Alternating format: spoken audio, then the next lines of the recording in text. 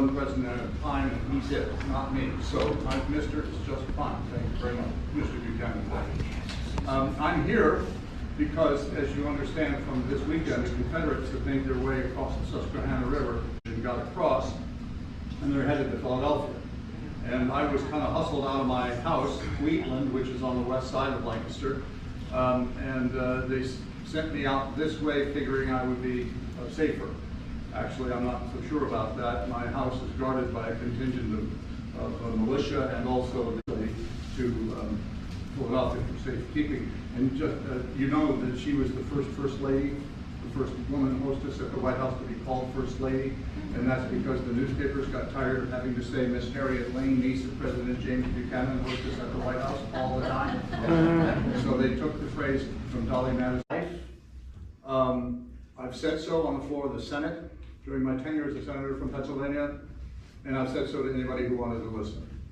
But the Constitution, which is the high law of our land, says that they can have slaves, and therefore they can, until and unless they themselves change it. Or there's wasn't the South.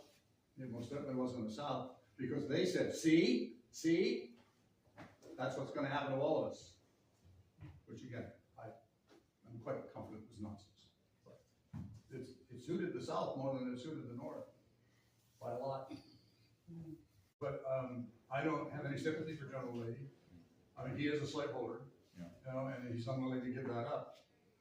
And he felt that the South was correct, and that's his option to take that view, but I think it's the wrong one.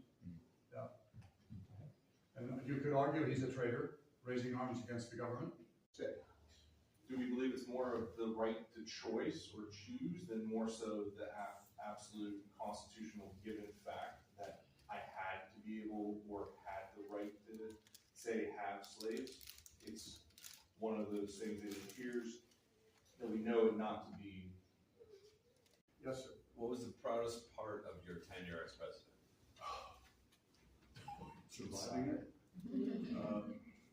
The proudest part, I think what I am proudest of is that despite all the angst in the North and the anger and the whatnot in the South as well, I stuck to my guns. And I said, this is what the law has to be.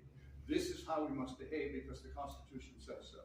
People said, well, Christianity requires us to do this, okay?